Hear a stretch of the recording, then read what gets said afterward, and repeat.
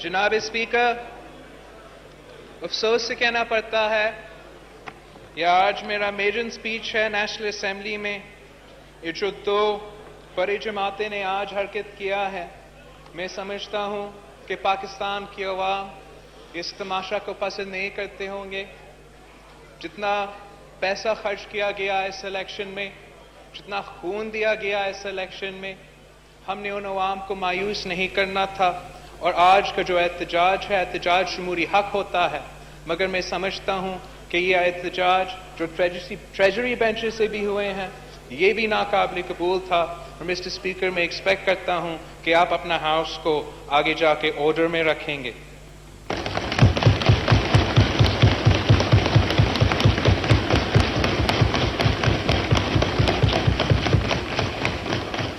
Mr. Speaker, I bow my head in gratitude before Almighty Allah that I have been blessed with the opportunity to be a member of this august house.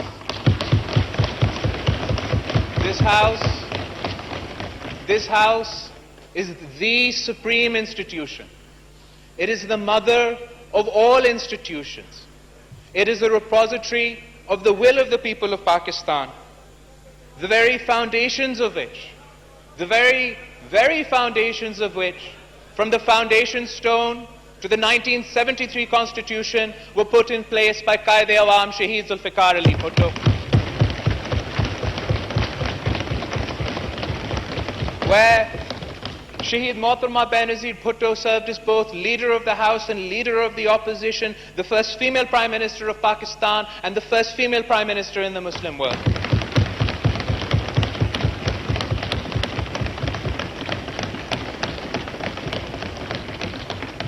It is indeed a great honor and a challenge for me to be here today.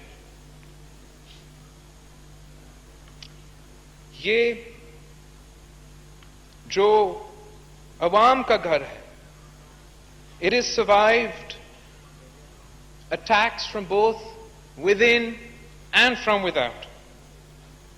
And while we congratulate you, Mr. Speaker, on being elected to your office, we pray कि आप एक bipartisan manner में, एक impartial manner में, पूरी सियासी जमातों के साथ मिलकर, सब सियासी जमातों के साथ मिलकर इस हाउस का इज्जत को, इस हाउस के एहतराम को बचाएंगे, इस हाउस की सुप्रीमेटी का तहफ़्फ़ुज़ करेंगे।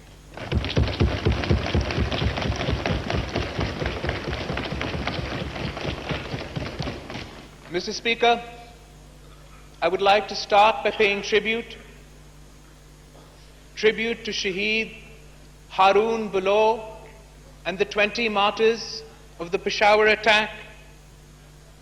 I would like to pay tribute to Shaheed Siraj Raisani and the 128 martyrs of the Mustung attack.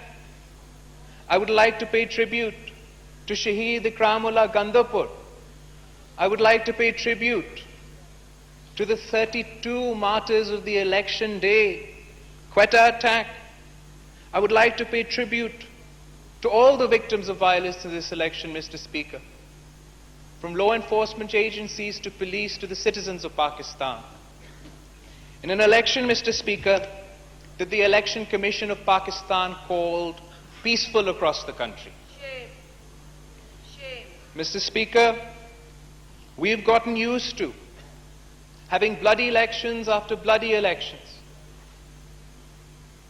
We lose lives we never get back. The dead never get justice. The survivors never get answers. This must change, Mr. Speaker, and this is why the Pakistan People's Party demands a full-fledged investigation into each and every terrorist attack that took place this election cycle. The facts must come out and must be presented before this House, Mr. Speaker.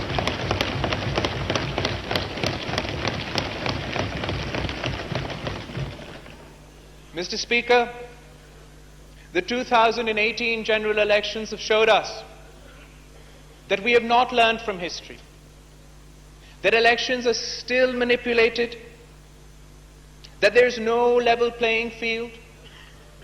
We saw media hype for some and media blackout for others. We saw some candidates get their results within 2 hours, and others it took 3 days. There was pre-poll rigging, Mr. Speaker, and there was post-poll rigging. Form 45s are missing to this day. Polling agents were kicked out of polling stations across the country. The supposed failure of the RTS system, the continued violation of the Electoral Act 2017. The list is long, Mr. Speaker, and the list is shameful, Mr. Speaker. Despite our reservations, despite having rejected the electoral process, the Pakistan People's Party decided to be a member of this House, to take part of the democratic process, to not allow for any untoward incidents towards our fragile democracy. And we took it upon ourselves to approach other political parties who had not only rejected the results, but also refused to be members of this House. And I thank all opposition parties for agreeing to be part of the democratic process, for agreeing to be part and members of this Parliament, and I believe that the Prime Minister too should thank opposition parties, Mr. Speaker. For if it wasn't for the opposition parties, Mr. Speaker, you would not be sitting on your chair, the Prime Minister would not have his chair, and Khuda na khasta we'd be facing a constitutional crisis. The Pakistan People's Party has always preferenced parliamentary supremacy, always guarded democratic rights, but this does not mean that we will let anyone get away with the discrepancies of this election, and we therefore join all other opposition parties in demanding a parliamentary commission to investigate these discrepancies. This commission should be formed with members of both houses of the National Assembly and Senate of Pakistan. Let the truth come out, Mr. Speaker. And it's beyond just accusations of election rigging, Mr. Speaker. We must assess what it has cost for Khan Sahib to take this space today. Because it has cost us dearly, Mr. Speaker. We've compromised on our democracy.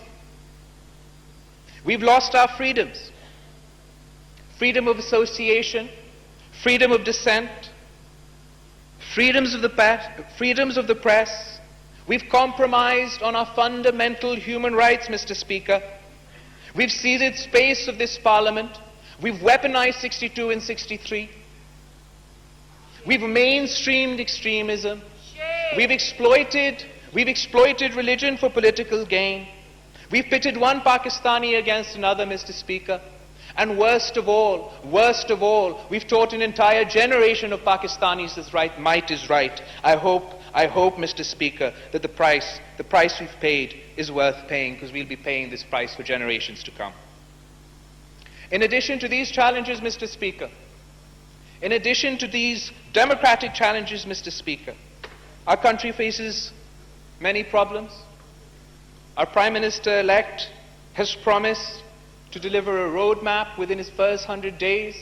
I look forward to seeing how he will create 10 million new jobs, build 5 million new homes, end poverty, end corruption, end our water crisis, reinvigorate our industries, support our farmers, and lest we forget, create the South Punjab province.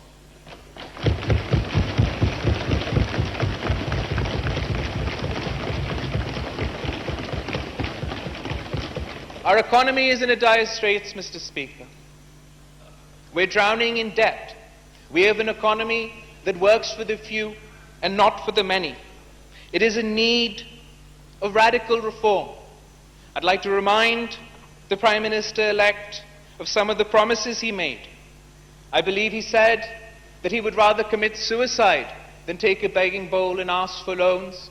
I believe he said he would not go to the IMF. So we all are in anticipation for what alternative plans will be presented to remove us from these difficult times and the disastrous nature in which the economy, Prime Minister Saab, will inherit. Secondly, Mr. Speaker, We have foreign policy challenges. Pakistan today stands isolated. We've antagonized our neighbors. We've lost our prestige on the world stage. And while this narrative is hurtful, because Pakistan has sacrificed so much in the fight against violent extremism, Pakistan is seen as part of the problem and not as part of the solution. And while I'm sure the new government will take all efforts to take Pakistan's narrative to the world, to explain Pakistan's position in the world, we also must find the courage, Mr. Speaker, to look inwards. We must find this courage to look inwards and address our own faults.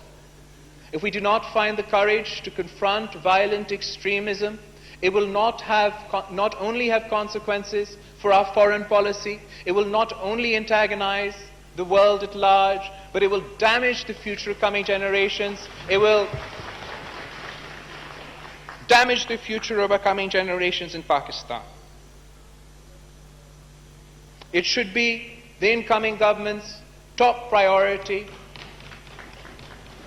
I believe that the government is committed.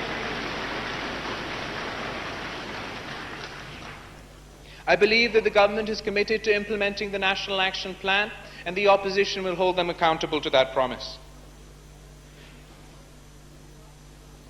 However, Khan Sahib got here, Mr. Speaker. He is now to be the Prime Minister of this worthy nation.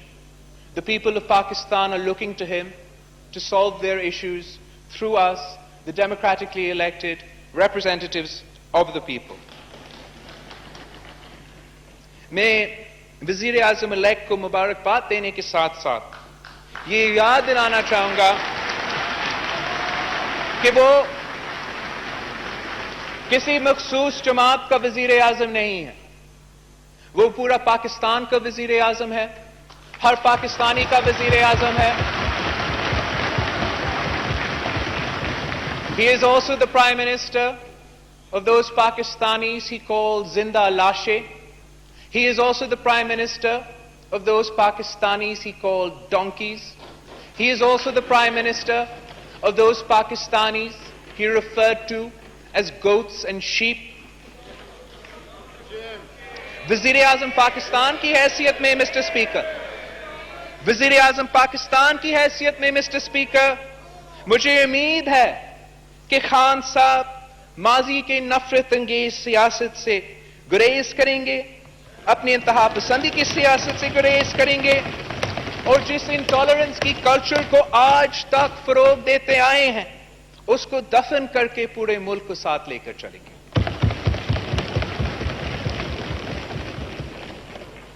Agar the Prime Minister-elect persists in spreading intolerance, fanning the flames of bigotry, if he undermines the dignity of this House or the supremacy of the Constitution of Pakistan, he will have to go through us and he will find us opposing him every step of the way. Because the Pakistan People's Party has never and will never compromise on the interests of the people of Pakistan, compromise on the interests of democracy, or compromise on the interests of this great country. However, Mr. Speaker, agar Wazir-e-Azam elect ne constitutional supremacy, parliamentary supremacy, or greater public interest ko, awam ke masail ko apna maqsad banaya, then he will find us standing in his support.